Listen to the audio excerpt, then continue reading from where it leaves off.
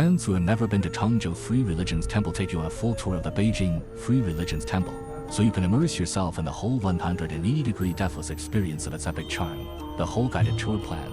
Remember to like to save the collection, so you do not get lost in the tour.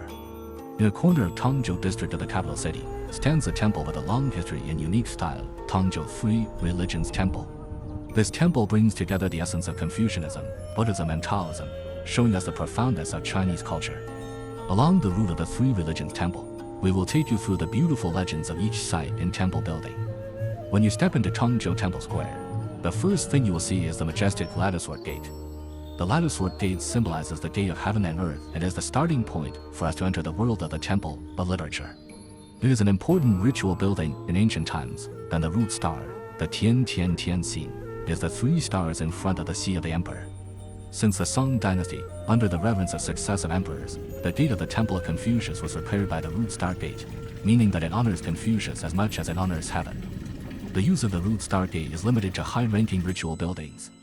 After passing through the latticework gate, you will come to the release pond of the temple. The pond is rippling with blue waves, and on the pond is a Chinese white jade stone bridge, also known as the Pen Bridge, which is the symbol of the local government school. As the ancient emperor set up school name, Puyang, surrounded by water, the central building hall overlooking such as Jade. The school set up by the vassal was lower than the emperor in rank, so it could only be surrounded by half water, so-called Yan Shui.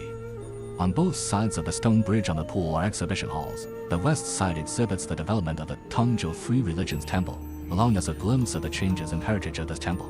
The east side is a record of the students who have been admitted to the exhibition, like a picture of the spring banquet, showing the style of the ancient scholars. Walking along the stone bridge, you will be greeted by the solemn Dacheng Gate. Dacheng Gate is the main gate of the Temple of Literature, also known as the Halberd Gate, built in the Yuan dynasty, when the Confucius ceremony, the higher-ranking officials to organize the close, familiar with the rules of the place. The current building is a replica, including the main gate and the side gate. The side gate is usually open. The main gate is only open when the sacrifice to Confucius. Through this door, you will step on the road to the Hall of Confucianism. After passing through the Dacheng Gate, we came to the second courtyard. The Dacheng Hall, the location of the play, is the heart of Confucian culture. Inside the Hall of Dacheng are statues of Confucius, Mencius, and their disciples, allowing us to pay homage to the ancient sages and draw on their wisdom. On either side of Dacheng Hall are the exhibition halls of Praying for Hong Luck and the exhibition hall of Remembering Cold Windows, which showcase the core concepts of Confucian culture and the teacher-student relationship between Confucius and his disciples, respectively. The next courtyard from the Dacheng Hall is the Shengshen Hall, a building dedicated to Confucius' ancestors in the last 5 generations of the Qing dynasty, which means admire virtue and sage. On the west side of Shengshen Hall is Sangjing Ji and Shengrong Hall. In the middle of these 2 halls is Huanyu, symbolizing the spirit of reverence. Sanjinga, also known as the collection of books, used to store the emperor's imperial books, Confucianism important classics, and the book of the 100 schools of thought, for the students of the palace to read the scriptures, read and study. The Hall of the Sacred Wrong is a place where the portrait of Confucius and the holy relics of his life are enshrined. Here, we can taste the solemnity and grandeur of ancient culture. Walking north along the courtyard, we come to the entrance of Buddhist Yishengdia Temple. The architecture of this temple is elegant and solemn. Entering the entrance of the temple, on the left side is the Hall of the Heavenly Kings, which houses the 4 heavenly kings, symbolizing the power guarding all beings in Buddhism. On the right side is the Hall of the 3 Saints, where 3 holy statues of Sakyamuni, Manjushri and Puxia are enshrined, signifying wisdom, compassion, and great wishes. Continuing inside, on the left is the Hall of Burning Lamps, where the Buddha of Burning Lamps is enshrined, symbolizing light and wisdom. On the right is the Hall of Mayaju, which contains the Bodhisattva Guanyin and his disciple Dragon Lady, conveying the spirit of compassion and salvation. Inside Sankyo Temple, we felt the profound heritage and long-lasting legacy of Buddhist culture. Leaving Sankyo Temple and walking to the east side, we arrived at the Taoist Sitting Palace. The architecture here is mainly simple, in contrast to the solemn atmosphere of both Confucianism and Buddhism. The Sitting Palace was originally dedicated to the ancestors of Taoism, Lao Zi and Zhuangzi, and other sages, and at the same time, showcased the core ideas of Taoist culture. Now, there are no Taoist elements in the Sitting Palace, and the house has just 1 monument, and the other rooms are all lofts for selling cultural creations or hobby classes. Here, we can still feel the Taoist pursuit of nature and transcendence.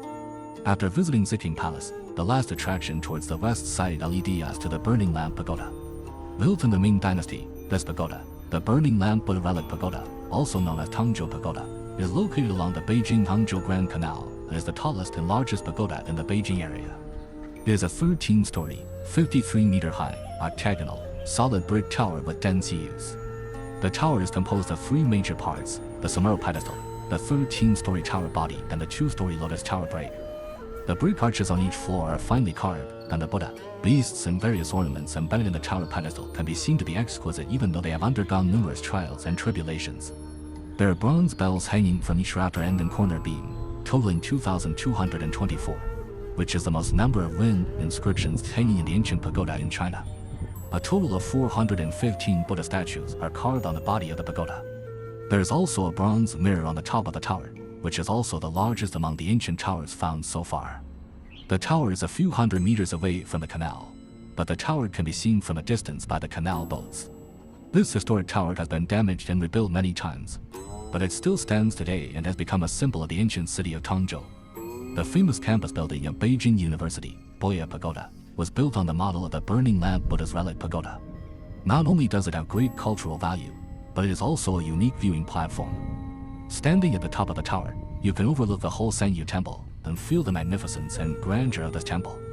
At the end of our tour of the Tangzhou Sankyo Temple, we walked out of the temple along the west side of the entire compound. During this short tour, we were able to appreciate the profoundness of Chinese culture and the charm of Confucianism, Buddhism, and Taoism.